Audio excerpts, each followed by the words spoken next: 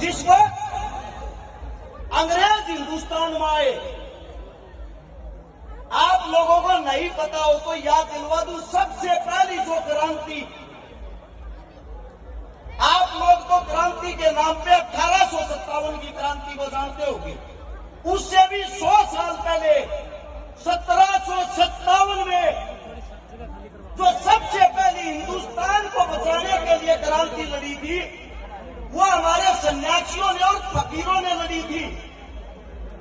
अंग्रेजों ने जब बंगाल के अंदर कब्जा किया, कब्जे के बाद उन्होंने जो क्रूरता शुरू की, हमारी बहन बेटियों का अपमान करना, गाय का कत्लेआम करना, हमारे धर्म को भ्रष्ट करना, मंदिरों को तोड़ना, मस्जिदों को तोड़ना, उस वक्त 5000 संत इकट्ठे हुए, जिनके अंदर हमारे साधु संतों के साथ मुस्लिम फकीरों ने भी कंधे से कंधा मिलाकर साथ देने की कसम खाई। ये बात है 1770 की।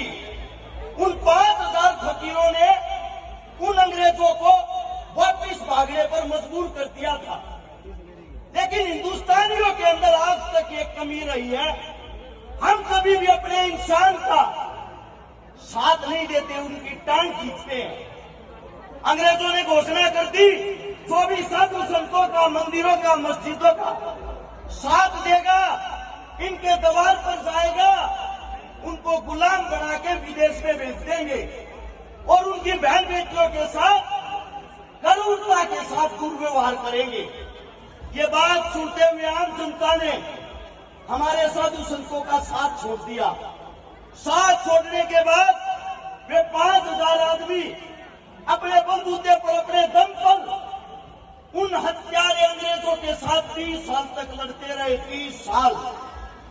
सन 1800 में जाकर कहीं वो आंदोलन समाप्ति की तरफ हो गया, क्योंकि जो हमारे देश की आवाम थी, जनता थी, वो हमारे संतों की ताकत को बढ़ा नहीं सकी। उसी का फायदा उठाते हुए उन्हीं अंग्रेजों ने बंगाल के अंदर शराब की पहली दुकान खोली थी 1832 में। पहली दुकान खोल के हमारे हिंदुस्तानियों को फ्री शराब पिलाई जाती थी। पहले एक आदमी को पिलाई, फिर 10 को पिलाई, फिर 100 को पिलाई। यह चीज देखते देखते उस शराब का टेस्ट आदमियों को ऐसे लगने लग गया, दिन प्रतिदिन उन्होंने अपनी दुकानें बढ़ानी शुरू कर दी। आज अगर आप हिंदुस्तान के अंदर देखोगे, एक भी कोना ऐसा नहीं होगा, एक भी गांव ऐसा नहीं होगा जिसके अंदर ठेका नहीं है।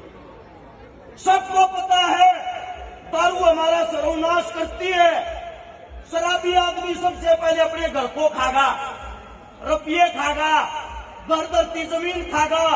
दारू के कारण ही बलात्कार होते हैं, दारू के कारण ही हत्याएं होती है।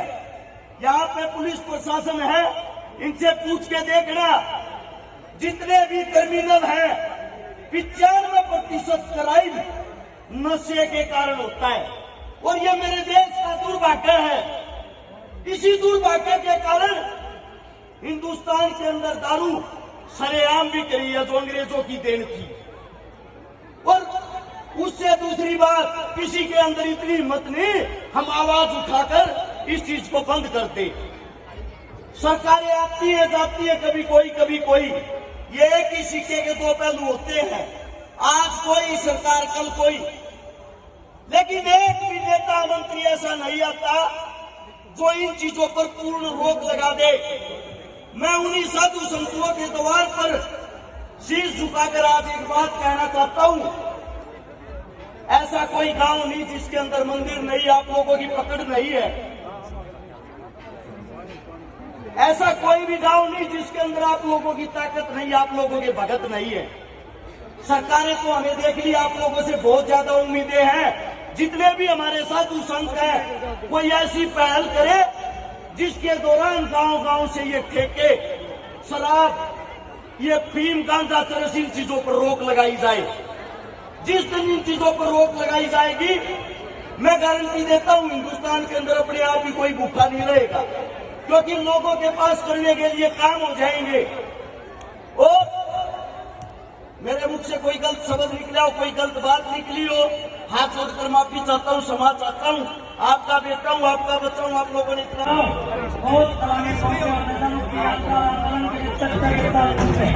बोलिए